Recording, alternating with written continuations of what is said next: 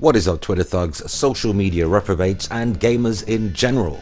I'm Fox, and you're watching PlayStation News Now, your source of news, rumor, video game discussion, and of course our weekly The Gamer Couch podcast.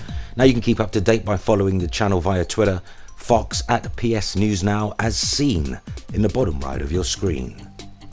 So it's a rather impromptu video today. It is Sunday. I hope you all had a great weekend. In a rather strange turn of events, Evolution Studios developer Paul Roshinsky has broken the collective hearts of every Driveclub fan by revealing via Twitter neither Driveclub VR nor the base game will take full advantage of the recently announced PS4 Pro.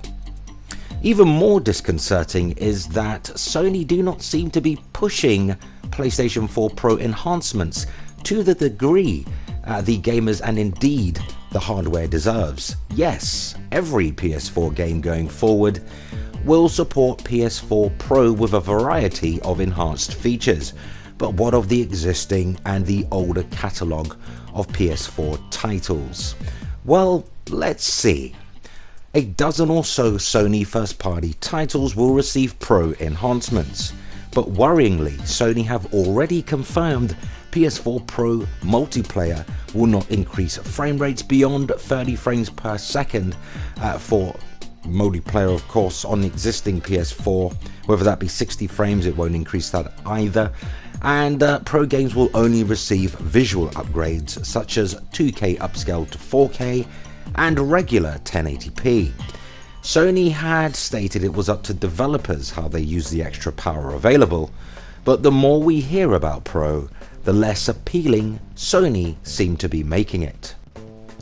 Now, one likely reason is that Sony do not want to alienate nor split the vanilla PS4's install base to ensure a fair and even multiplayer component across all PS4 Pro and PS4 gamers. However, for single-player games, those investing in PS4 Pro should have more of a reason to upgrade than just being a 4K-ready console.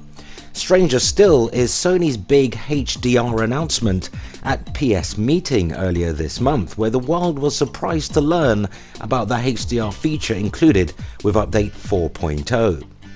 HDR allows for improved visuals on 4K HDR compatible displays, allowing for every existing PS4 to have a 1080p/HDR option, except for the fact that not one PS4 game nor app takes advantage of HDR in any discernible way whatsoever, effectively making HDR on regular PS4s nothing more than a PR exercise. Suffice to say, I'm none too happy about this. Pro gamers really should get the very best version of PS4 games, and that means 1080p/2K upscaled to 4K at a solid 60 frames per second whenever possible. Although my pre-order remains intact, many gamers I have spoken to via Twitter and in person have expressed they are losing interest in Pro due to Sony's strict policies regarding PS4 Pro multiplayer and the seemingly lack of consistency and Sony messaging regarding improved frame rates. In fact, we've heard that PS4 Pro is not the priority for Sony, in that they are not pouring in the extra resources internally needed for PS4 Pro versions of games. So it begs the question, what's the point of PS4 Pro? And why even bother substantially upgrading the PS4 hardware if Sony do not intend to take advantage of that extra power across the board? Why didn't Sony just announce development of PS5 and set a tentative release window of, say, the fourth quarter of 2017 or the first quarter of 2018? Now it'll be interesting in how Microsoft tackle avoiding fragmenting their existing 22 million plus Xbox One user base with their holiday 2017 console, the Xbox Scorpio. Surely both PlayStation 4 and Xbox gamers looking to upgrade should have every reason to, and it would seem as though Microsoft is making more of an effort to entice their customers. Of course, nobody but Sony can say for sure what the future holds for PS4 Pro and how the extra power advantage may be used down the road. Yes, the PS4 Pro is capable of displaying amazing graphics, as we've seen with Spider-Man, Horizon Zero Dawn and Days Gone.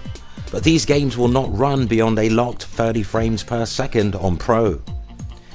Seems to me console manufacturers are at their very best when they are in second place or in a more competitive race for market share. Microsoft with the Xbox 360 and now Sony with the PS4 both have been accused of complacency when at the very top of their game, taking the foot off the proverbial pedal and or making very odd decisions. As it is for now, if you already own a PS4 or simply do not care enough about being on the cutting edge of console graphics, then PS4 Pro doesn't seem like it's going to be worth the upgrade for the average gamer. And sadly, the responsibility lies squarely at Sony's feet. Which brings us to the end of another video. If you enjoyed the content, go ahead and hit the like button. Thanks to all those who kindly share our videos, helping us to reach more PlayStation fans and gamers in general. And of course, subscribe for more news, rumor, and always video game discussion.